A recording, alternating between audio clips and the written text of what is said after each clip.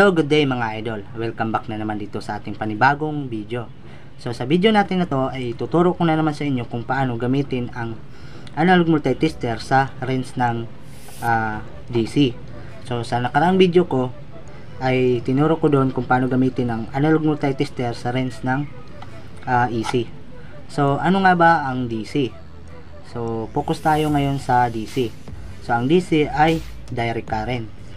So, kapag ginamit na natin ang analog multitester sa pag-test ng mga voltahe na DC, tulad sa mga battery, ay merong polarity tayo kapag ang gamit natin ay DC range, no? So, itong test rod na to ay negative, positive. So, ito yung polarity, negative, positive. Sa AC ay wala pong polarity. Yun yung kinaibahan nila. So ngayon, paano nga babasahin ang analog multitester? So sa DC na range, meron tayong pinakamababang voltahe. Merong 0.25, merong 0.5, merong 2.5. So itong tatlo na to na low voltage ay next video natin to ituturo. Then, ngayon, ang ituturo ko sa inyo ay itong range ng 10, 50, 250 at saka 1,000.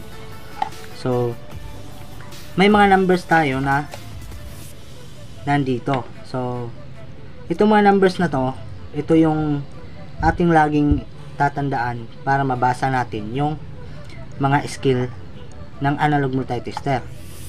So, makikita nyo dyan yung ang mga numbers na may 0, 2, 4, 6, 8, 10. So kapag 10, ito yon, ito yung range na yon, 10 volts. Then kapag 0 to 50, ito yon, itong 50 volts. Kapag 0 to 250, dito dapat nakatutok yung range mo.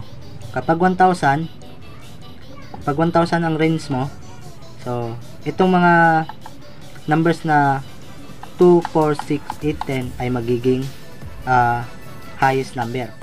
So, magiging 1, itong 1 ay magiging 100, itong 2 ay magiging 200, itong 4 ay magiging 400, itong 6 ay magiging 600, itong 7 ay magiging 700, itong 8 ay magiging 800. Then, yung 9 ay magiging 900. Then, yung 10 ay magiging 1,000. So, bago natin isa-isahin yan mga idol, kung bago ka pa lang pala sa aking channel, huwag pala kalimutan yung subscribe button dyan at paklik na din yung notification bell dyan para updated kayo sa next nating mga video. So, mag-umpisa tayo sa range ng 10 volts. So, dito tayo mag-umpisa mga idol. So, itong guhit na nasa taas, ayan, so, pinalaki ko na siya. Dinrawing ko na siya mga idol. Ayan. So, para mas makita nyo mga idol. Ayan. So, kapag range tayo ng 10 volts, nasa 10 tayo nakatutok, dito sa 10 DC, dito tayo magbasa sa 2, 4, 6, 8, 10. Ayan. So, ang 10, ang basa natin sa bawat skill ay by 2. So, saan ba galing ang 0.2 na yan? So, ito yun mga idol. 2 divided by 10 is equal 0.2. Then, sa 50 naman, 50 divided by 50 is equals 1. Then, 250 divided by 50 is equals 5. Then, sa 1,000 na range, ay 1,000 divided by 50 is equals 20. So, dun siya kinuha mga idol. So, ngayon, babalik tayo dito sa 10 volts. So, paano siya bibilangin o paano siya babasahin yung skill natin? So, mula sa 0, 0, 0.2, 0.4, 0.6, 0.8, 1. So, itong malaking guhit ay magiging 1 ito. Then, 1, 1.2, 1.4, 1.6, 1.8, 2. So, magiging to itong malaking guhit. So, 2.2, 2.2, 2.4, 2.6, 2.8, 3, 3.2, 3.4, 3.6, 3.8, 4, 4.2, 4.4, 4.6, 4.8, 5. So 5.2, 5.4, 5.6, 5.8, 6, 6.2, 6.4, 6.6, 6.8, 7, 7.2, 7.4, 7.6, 7.8, 8, 8.2, 8.4, 8.6, 8.8, 9, 9.2, 9.4, 9.8, 9.6, 9.8, 10. So, sample tayo. So, dahil nasa DC tayo, then sa range ng 10 volts, meron tayong battery dito na ititest. So, itong battery nito ay double A. Ngayon, meron siyang volts na 1.5 volts. So ngayon, saan ka dapat tututok na range? So ako, para mas mabilis ko siyang mabasa, so nakatutok ako sa range ng 10 volts. So tandaan nyo, may polarity, negative, positive.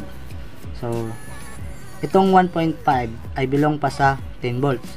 So katulad sa binasa ko kanina ay 1, 2, 3, 4, 5, 6, 7, 8, 9, 10. So bilong pa rin yung 1.5 volts, no? So ngayon, ititest natin siya. Sample. Negative, positive. Ayan mga idol. Tingnan nyo yung ating needle ng ating tester, kung saan siya papalo. So pumalo siya sa mahigit sa 1. So ang bilang natin sa bawat scale, bawat guhit ay 0.2. So ngayon, paano siya babasahin? So pumalo siya dito. So 1, sa 1 na to, 1.2, 1.4, 1.6, 1.8. So nasa 1.8 volts yung ating battery, yung karga ng battery na to. So ibig sabihin hindi pa to nagagamit. So mahigit sa 1.5 volts yung battery na to. So dito na naman tayo sa 10 to 50. So saan yan makikita? So dito 10, 20, 30, 40, 50. So 10, 20, 30, 40, 50 by 1 naman yung basa natin sa bawat scale, bawat guhit. So paano siya babasahin? So ganito siya babasahin mga idol. Dahil 10 na to, 1, 2, 3, 4, 5. So nagiging 5 na yung malaking guhit. Dahil nasa range tayo ng 50. So dito tayo sa range tayo ng 50. Yan. So dyan yung tutok ng range natin. So balik tayo doon. So 5, 6, 7, 8, 9, 10, 11, 12, 13, 14, 15, 16, 17, 18, 19, 20, 21, 22, 23, 24, 25, 26, 27, 28, 29, 30, 31, 32, 33, 34, 35, 36, 37, 38, 39, 40, 40, 41, 42, 43, 44, 45, 46, 47, 48, 49, 49, 50. So sample tayo. Halimbawa, nag-test kayo ng battery na 24 volts. 24 volts. So pumalo ngayon yung tester nyo pag ganyan. So ayan. So pumalo dyan yung needle ng ating tester. So paano siya babasahin mga idol? So nasa gitna siya ng 30 at saka 20. So ang guhit, ang basa sa bawat guhit ay by 1. By 1. So 1, 2, 3, 4, 5. So ang final answer niya, ang voltahe na ating nakuha ay 25 volts. So ganun lang siya babasahin mga idol. So pangalawang sample, nasa 48 volts yung ano mo, yung tinis mong battery. Pumalo ngayon siya dyan. Ayan. Okay, so nasa gitna siya ng 40 at saka 50. So ang voltahe ng battery mo ay nasa 48 volts. So paano mo siya babasahin? So by 1, 41, 41, dahil 40 na to, sa rinse tayo ng 50 ha. 41, 42, 43, 44, 45, 56, 47, 48. So 48 volts. Yan. So ganun lang siya babasahin mga idol. So ngayon dumako na naman tayo dito sa range 250. Ayan. Range 250. Pag nasa 250 ka na mga idol, ang bawat bilang mo sa bawat skill ay by 5. So paano siya babasahin? So 5, 10, 15, 20, 25. So 25. So 25, 30, 35, 40, 45, 50. So ito na 50. 55, 60, 65, 70, 75. So 75. 75, 80, 85, 90, 95, 100. 105, 110, 115, 120, 125. 130, 135, 140, 145, 150, 155, 160, 165, 170, 175, hanggang umabot kayo dito sa 250. So sample tayo. DC, may polarity palagi, negative, positive. Halimbawa nag-test kayo ng highest na voltahe, nasa 100 volts mahigit, o 160 volts ang battery nyo. Ngayon tinest nyo ngayon negative, positive. So pumalo siya ng ganyan. So saan nakatutok yung ano nyo, yung needle? So 170 siya mga idol, ang tamang voltahe na nakuha natin. So laging tatandaan, itong mga numbers na to ay halos kaparehas lang ng basa dun sa EC. Ayan. So lagi nyo itong tatandaan, itong pag 10 na range ay 0.2 ang bawat skill. Pag 50 by 1 ang bawat skill. Pag 250 by 5 yung bawat skill. So okay, na naman tayo dito sa range ng 1000. Ayan. So dito tayo sa 1000. So ang 2, ang 1 ay magiging 100, ang 2 ay magiging 200, ang 3 ay magiging 300 kasi nasa range tayo ng 1000. So ganun na siya babasahin mga idol. So 400, 500, 600, 700, 800, 900, 1000.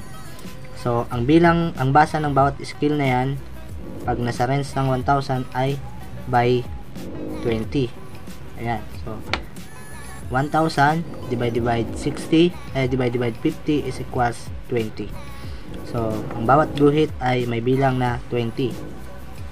So 20, 40, 60, 80, 100, 120, 140, 160, 180, 200, 220, 200, 40, 260, 280, 300, 380, 320, 340, 360, 380, 400, 420, 420, 420, 440, 460, 480, 500, 520, 540, 560, 580, 600, 620, 640, 660, 680, 700, 720, 740, 700, 760, 780, 800, 820, 840, 860, 880, 900, 920, 940, 960, 980, 1,000. So bawat guhit ay may bilang na 20. So sample tayo mga idol. Nagsukat kayo ng voltahe na hindi nyo pa alam. So dahil hindi nyo pa alam, so range kayo ng 1,000. So pag pumalo yung voltahe nyo dyan, ayan, ganyan lang yung palo ng tester nyo. So 20, 40, 60, 80. So 80 volts lang. So hindi masisira yung tester mo. So kapag malaking volts naman yung testerin mo, nasa 600 volts o 700 volts above. So negative, positive, laging may polarity. Ayan. So pumalo dyan yung needle ng tester. So nasa gitna siya ng, malapit siya sa 600. So by 20, so 500, 520, 540, 560, 580 volts, no? So ganyan lang ang pagbasa ng analog multitester sa range ng DC. So halos kaparehas lang sila ng basa sa AC. So ang kaibahan lang ay dito sa DC ay merong polarity. So naway nakatulong sa inyo itong video na to mga idol. Kita tayo dun sa next natin video dito sa range ng low voltage, itong DC 0.25, then 0.5, then 2.5. So ituturo ko din dun sa next natin video kung paano yan babasahin dito sa analog multitester. So maraming salamat mga idol sa pagsubaybay sa video na to. Lagi niyong tatandaan itong mga itinuro ko mga idol, kasi malaking bagay to kapag tester na ang hinahawakan nyo o nagtitest na kayo ng voltahe sa mga sasakyan nyo o sa mga appliances nyo na may DC volts. So maraming salamat mga idol. Hanggang dito na lang. Kita tayo sa muling video. Ingat tayo mga idol. God bless.